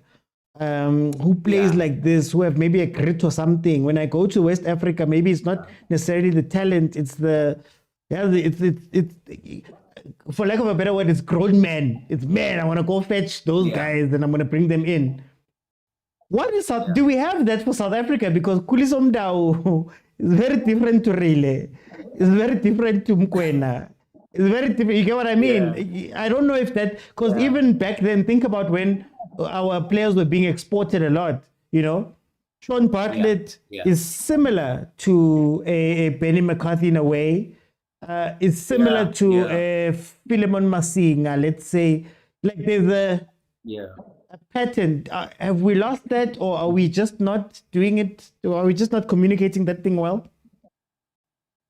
Yeah, I think we're not. And again, if you maybe you mentioning the likes of Senegal and so forth. If you look at Ghana, Ghana is known to produce the best midfielders. I don't know Thomas Partey, Michael Essien, exactly. Suli Muntari, Michael Essien, Kwado Asamoah. You remember? So those crop of players, you can tell that when they were going to Ghana, they made sure that they are going to get the best defensive midfielder or anyone who's going, like Thomas Partey, what he's doing now. So you are actually correct that we don't have that identity that we can use to represent ourselves as South Africa. That's why I'm saying it's almost like we had the flair, but it's like it wasn't interesting to Europe. It wasn't enough for Europe for them to come and say, look, let's go and look in South Africa. Okay. Maybe we need to develop much more on that. Now, I always tell you guys, marketing is very important. But let me go to Usinje. CJ, showstopper. Alala, how are you, champ? I'm good, champ, man. Champ, where do you fit on this? Well, where do you want to jump in on this conversation? Yeah, first of all, let me start with what is on top of you. You know, now I see what South Africa is playing against. I feel like we are like taxi drivers and high school girls. We are not we are not playing where we belong. Please don't ban me. Please don't ban me, TikTok. Please don't ban me. Oh, Kosea. You know, we are not playing where we're supposed to be playing. Look at who we are playing, and we are here putting that on our screen, and we are looking at it. But anyway, I am not going to. I'm serious. It's like, where are people of our own age? Why are you not playing against them? You know, other countries are playing against Canada, England, France. And today we're busy playing Mozambique and Tanzania. Hey, unfair advantage, Mr. OT. Unfair advantage. But anyway, you know, guys, I hear your conversation, and I think I've said this on the show before. I watched Bafana Bafana, Dr. Kumalo, Helmut Mkelele's era. I watched them playing Germany. And I saw how the Germans did not know how to play against South Africa. Because of the type of football that South Africa... I watched them running around like headless chickens. Now, this was a Germany that was number 3 in the FIFA World Rankings back then. They were running like headless chickens against South Africa. And I ask myself, how do I feel as a European, as a German, watching number 3 team playing a 21-ish FIFA ranking Bafana Bafana, and we are playing like headless chicken. You know? And the best way and the style of football that is being played is a style that we cannot play against. So how do we make sure that this type of football does not enter into the world stage where it can expose us? By labeling it as monkey football. Because we are in a position where you want to be where we are. So we control the narrative. Okay. So let's change how they play so that they can play our football. And by playing our football, A Hong Kong version of our football. Who is going to be on the advantageous aspect of it? When we talk about coaching, even the linguistic of coaches, Abo Katanaga, what is that? Is that Zulu? Remember I asked this question, Tinch. Remember I asked this question. Is that Zulu? Is that Sotho? Is that our own? What is our version? Why doesn't it have a name? Or is that we are going there and speaking football in a foreign language, and we want it to be expressed with our talent and our abilities and our physics and our understanding. Now, who is at the advantage when a South African coach is teaching Katanaga in South Africa? It is the inventors of Katanaga. Who is the inventors of the 7-1 split? Who is the inventors of the bomb squad? It's South Africans. And how was it established from the strong point of our players? And where in South Africa, what are we doing? We are doing the direct opposite. Yeah. We are forsaking our physique, we are not playing towards our physique and our style. And I hear you guys are speaking about these Nigerians and Senegal players going and making it overseas. Who does that benefit at the end of the day? How does Senegal benefit with their players playing abroad? What have they won when they play against the countries where the best players are playing in? When was the last time a Nigeria beat an England? When was the last time a Senegal beat a France? A Germany? Do you get what I'm trying to say? Yeah. It doesn't benefit us as African footballs. And I see someone is mentioning Brazil. The reason why Brazil is now not the 5-time World Cup winning, it is because they are forsaken. They sold out themselves. So until, Mr. OT, until we learn to master our own and be selfish with our own talent, nurture our own talent, that is the only way we'll be able to gain. No. When we can go back and study our problems and solve our problems. And master our own way of playing. Develop it to a well. Let's cook umphokoqo, let's cook ipapu to a cuisine. Because that's who we are. And here's the funny part about it, Mr. OT. Here's the funny part about it. As I was talking to my uncle, about the difference between the UEFA Champions League and the AFCON or the CAF, whatever the Sundowns and Pyramid was playing.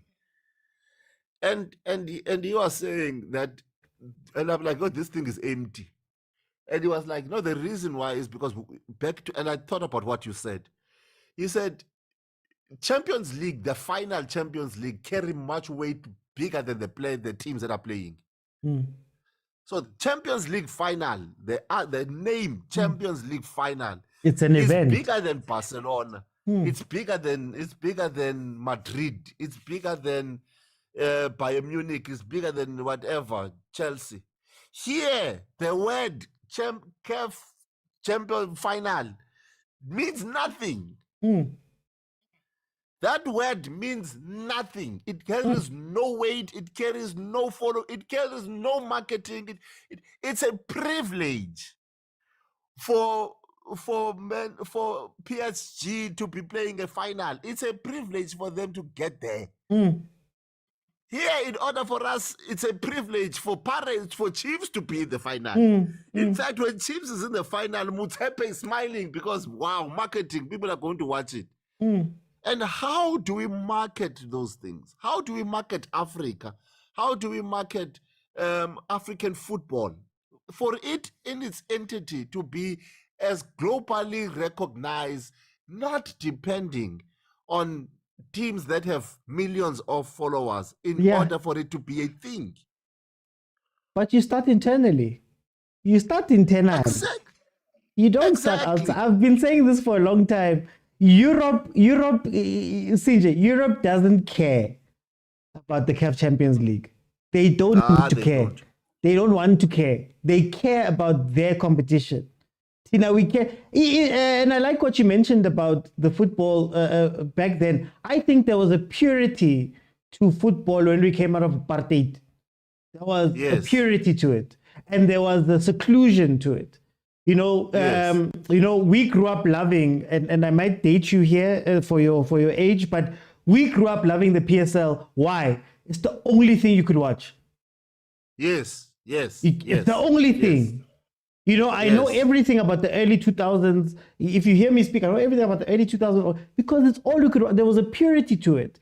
But the moment you started opening up and receiving those messages, and I say receiving because you know how much money UEFA spends on marketing across the world? A lot. The marketing budget is insane. And they do it to tell us. They tell you that the Champions League is hot. They're the ones that tell you. And we receive it and we say it's hot. Remember the Euros. Sorry, I'm going to let you finish, but remember the Euros. We sat here and said the Euros was the most boring tournament that we had sat down and watched. It wasn't at any level that we thought the levels were, right? But we were told that no, AFCON is worse. And this nonsense of the Jamie Carragher has a nerve to say that the AFCON is a small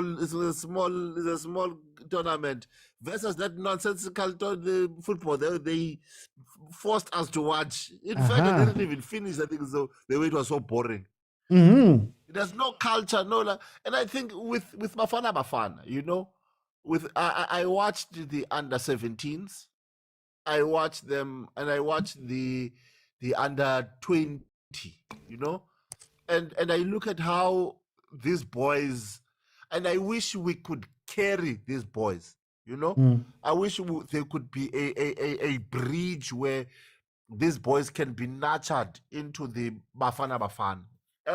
Do you know how much nurturing does it take for a player to be a Springbok? Yes. Do you know how many programs? The whole community. Do you realize how I was like, and I looked at Rassi saying, we've been tracing this young boy since under 13. Since he was 12, yes. And I was like, under 13. He says, no, he was a private that is going to lead to Springboks from under 13. Yes. We wait for him to be the DDC.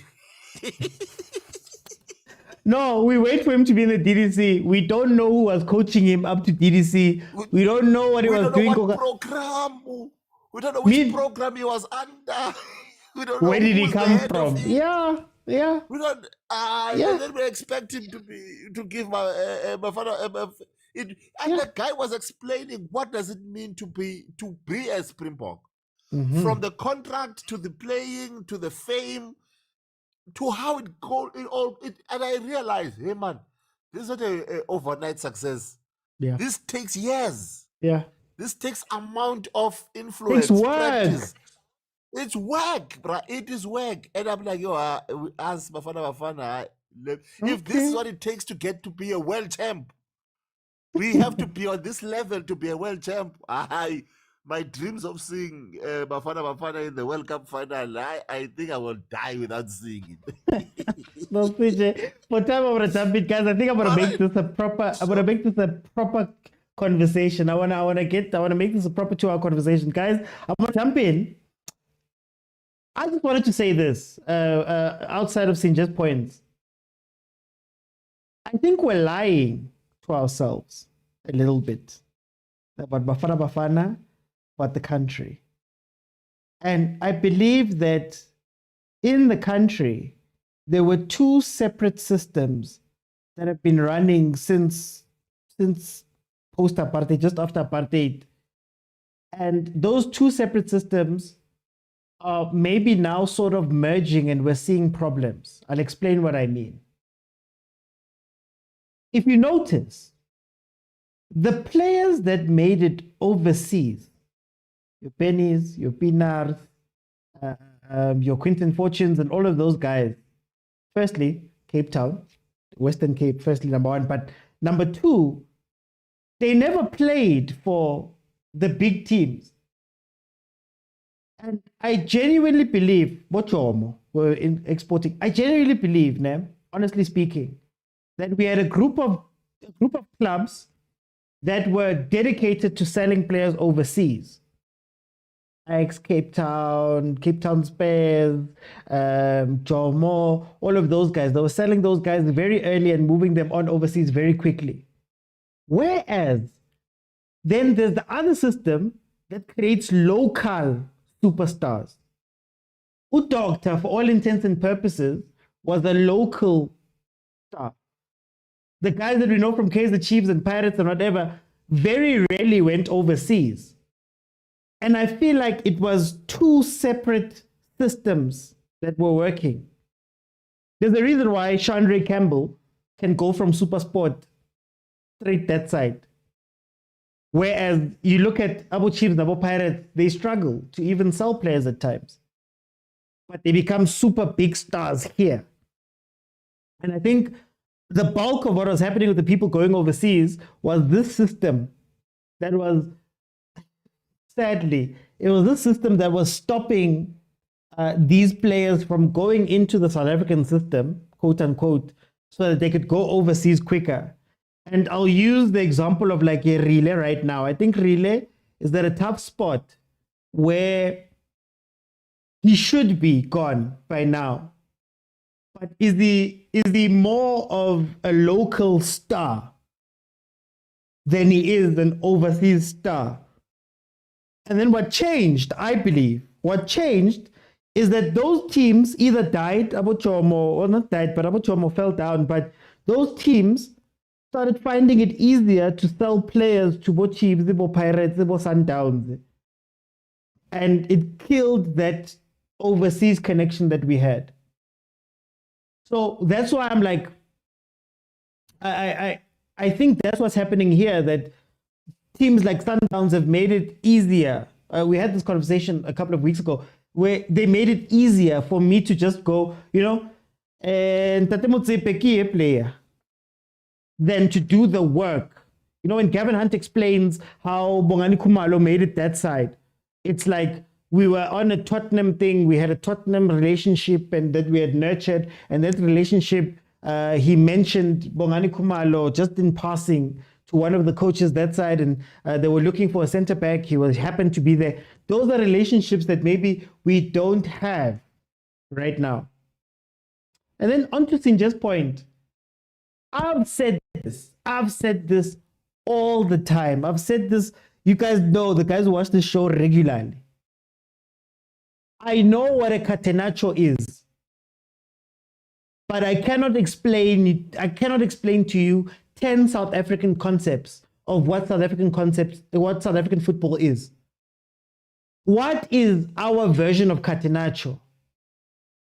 Everybody points to the one book by Ted Dimitri, Maximalist Training. But even in that one, we don't know what our football is.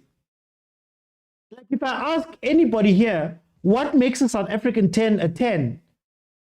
We're going to get 10 different answers.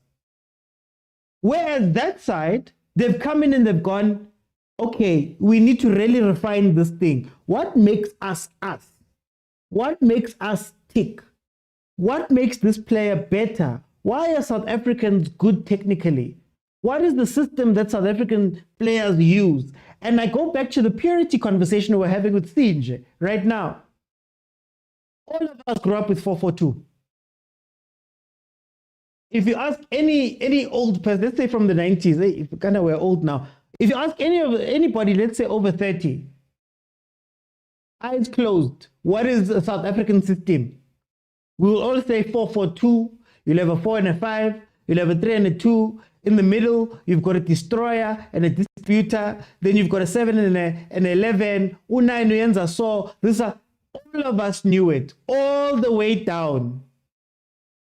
All of us. Similar to now, when you look at Spain and you look at some of the players, a lot of it is similar. It goes down because they've gone and they've studied this thing and actually brought it back into the thing. Do you know what's nice? Like we spoke about rugby now. Rugby has those type of things. Aborasi and the thinkers and all of those guys, they come up with things, they study them, they put them together, then they influence them back into the rugby. Now, Tina, in football, because we're so scattered, omunye ufuna ukudlala 3-4-1-2, omunye ufuna uku-invert ama left back, omunye ufuna ukudlala 4-4-2, another one wants to do this, another one wants to do that, another one wants to do that. And if you look at the countries that struggle around the world, it's those countries where they don't have a binding principle to their football. So it's work. It is work. It is research. It is compiling. It is money. It's not a joke. Like what Sinje was talking about here is not a joke, guys. In rugby, 12 years old, when you whether you're playing high school, whether you're playing whatever, I use the example, you sign a slip, you write a slip. I played rugby briefly in high school. You sign a slip that goes to your closest governing region, or I forgot what they call them. And from that point on, you are tracked. Whether you are good, whether you are bad, whether you're excellent, whether you're trash, whether you've played one game, whether you've played 20, you are tracked. And there's a filing system that looks out for each and every one of these players. It's work, guys. It's work. It's organization, it's structure. I always make jokes. Go to a high school game anywhere in the country at rugby. Just pitch, just go and walk in. And you'll probably see a branded car somewhere, all the way down. They make sure that the coaching is up to scratch. They make sure that guys, it's work, that thing. And I think that we had it by virtue of being closed off. But once everything opened, we don't have the structures to reel everything in. And that is some of the problems that we have with our football and why we're seeing it leak all over the place. But I'm going to make this a proper topic because I think there's a lot of meat that we can chew here. There's a lot of content that we can get from this and conversations we can have from this. So I'm going to make this a proper conversation. I'll make it a topic one of these days. But anyway, guys, shout out to Bafana Bafana, still on the unbeaten run. Thank you guys so much for joining me. Thank you to those that jumped into the panels, the guys who were commenting. Thank you guys for joining and supporting. Remember, I always leave with this, guys. We're content creators. So if you ever see on my page something brand, anything that's branded, please, thank you for the messages you guys send me to say well done. But can you please also interact with the video, watch the videos, even if you watch it 100, 1,000 times or whatever, just watch it on repeat, comment, like, share, do all of those things, because that's how then we go out and prove to brands that, guys, we've got an audience. Can you please pay me? Then I don't have to be coming out and asking people for money on this side. So, guys, please, please, please, please, please support. The numbers are very important. So if you see anything that's brand related on my page, interact with it. And you know it's quality because it's coming from me. But guys, Thank you so much for joining me. We will be back on Friday. I'll be back on Friday at 7. Where we'll discuss. Friday. Yeah, I'll be back on Friday at 7, where we'll discuss another topic. I might just bring this topic into Friday, and we'll have a deeper discussion here. But for time's sake, I have to go. Thank you guys so much for joining me. There's an episode of 3-Man Press. Myself, Lindo Pep, and Kalefang. We brought in Coach Picasso for this episode. Please check it out. Support 3-Man Press, and please follow on all of the platforms, guys. Gunzima lapha ku Instagram, and these brands love Instagram. So if you could just do me the favor, going over to Overthinking Football Show on Instagram and following. Guys. But guys, thank you so much. I'll see you then on Friday. Bye, everyone.